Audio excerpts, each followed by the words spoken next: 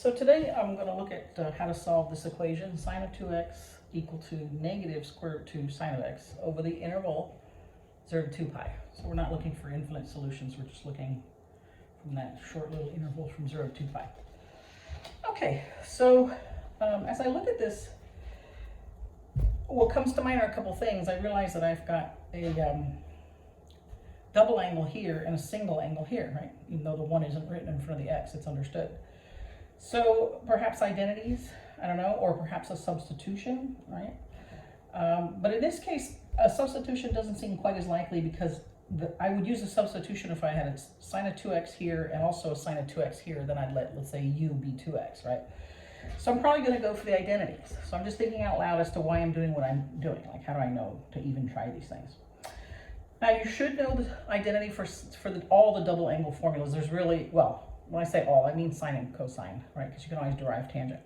But the double angle formula for sine of 2x is 2 sine x cosine x, okay? And then let me go ahead and just put in here the rest of this. And by the way, the square root 2 is just a coefficient to the sine x here on the other side, right? Now, from here, I got to realize that I've got two functions now. I've got sine x and cosine x. At least they're single.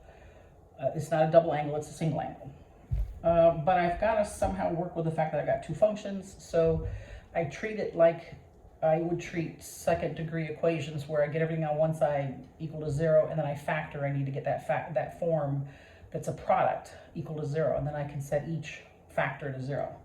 So I'm going to go ahead and add square root 2 sine x to both sides.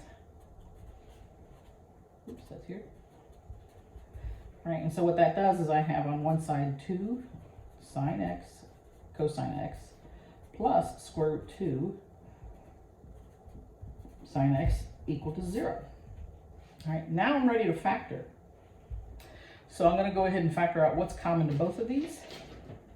Well, really only the sine x, right? So I'm going to factor that out. And I'll be left with 2 cosine x here for the first term, plus, oops, and actually I should have done that. I would finish factoring. Plus square root 2 over here, equal to 0, right?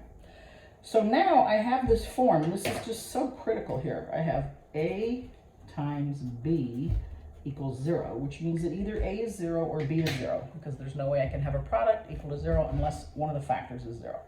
So I can now say either sine x is 0 or 2 cosine x plus square root 2 equals 0. One of the two has to be true. Now this one we can tell here, let's go ahead and draw a circle, remember. So here, just pause for a second. What question are you supposed to ask yourself? You're to say, for what angle is the y coordinate, because it's sine, equal to 0? And that's going to be where? Here and here, right? 0 and pi. And of course 2 pi, 3 pi, negative pi, all that. But we only have to be from 0 to 2 pi, okay? Now over here, I need to solve for the cosine x. I got to isolate it. So I have 2 cosine, x equals negative square root 2. And now I divide by 2, so cosine x equals negative square root 2 over 2. Right? So now I'm asking the question, for what angle is the x coordinate, because it's cosine, equal to negative square root 2 over 2. And again, you have such an intimate knowledge of your circles, your unit circle, you really don't have to draw this. So where's the x here, negative square root 2 over 2? It's over here at the 3 pi over 4 and 5 pi over 4.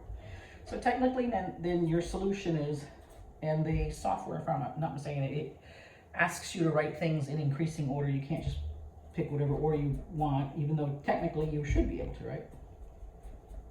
But as I'm going around the circle, first I'm going to run into 0, then I'm going to run to 3 pi over 4, then to pi, then to 5 pi over 4, and so on. So this is how you're to list it out. Now, just so you can see, how would I go ahead and verify this on the in the calculator. So let me put this over here. I've got the two equation. No, I guess I don't. I thought I did. All right, so let's just put it in there. It's actually even better for you.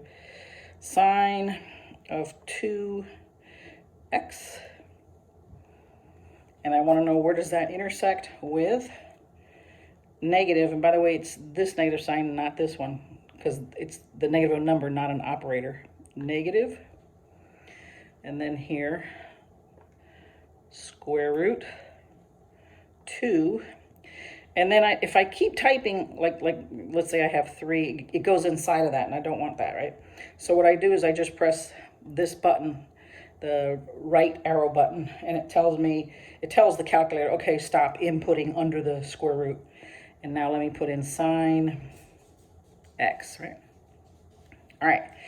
And then what I want to do is I want to say, okay, I want to go from 0 to 2 pi.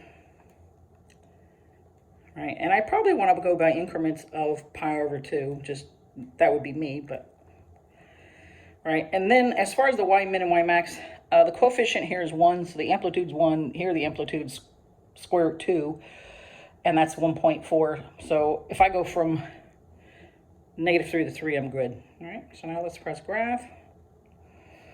And so here comes the sine of 2x, and notice you're going to have 2 waves from 0 to 2 pi because of that 2, right, the double angle there, changing the period. All right, so it takes half as long to go around the circle because of that 2. And then here comes your negative square root 2 sin x, so notice it's reflected, and it comes down about 1.4, right, and up 1.4. All right, now if I do an intersect, well, I know this is the 0 and this is the pi, right? So let's just check on the 3 pi over 4 and 5 pi over 4, if those are correct. So I'm going to go to calc, so I'm going to do second, calc, and I want to do an intersect. You probably hear my dog lapping water loudly, which is good because it's the summer, right? So anyway, so I want to do an intersect, and I'm going to be asked 3 questions. Which are the 2 curves? So right now, you can see I'm on the blue curve, which is the sin2x. So I'm just going to press enter to say, oh, that's one of the curves. And then I'm going to use well, it actually jumped to the other one, so I don't even have to do that. I can just press enter, and now I've told it the 2 curves, and the guess is just kind of move close to it, or closer, and then press enter, and I get 2.356, so on. So I'm going to guess that's the 3 pi over 4. Remember that 2.356. So now I'm going to go and put 3 pi over 4 in there, or just so I can know, is that really what it is divided by 4? There it is, 2.356, blah blah blah. So our first solution, this one, well, our second, I guess, that's correct. Let's check that one. So let's go to second, calc, intersect. Now, just so you could really see this, I'm just going to kind of move left or right, doesn't matter. I'm on the first curve, press enter. Now I'm on the second curve, press enter. And how I know? Because it's got the red color. Or you could move left or right and really make sure, right? Like right now I know I'm on the red one. Watch when I move to the right how I'm kind of moving along that red curve. And now I'm getting close, the guess, so I'm going to say, okay, I think that's the other intersection. Tell me what it is. And it's 3.92, let's say 7. So it's 5 pi over 4. So 5 pi divided by 4. 3.92, there you are, 7 there. So there's how you can just double check it if you'd like, but really you definitely have to know how to solve this algebraically. So this is the algebraic solution. Thanks so much for listening.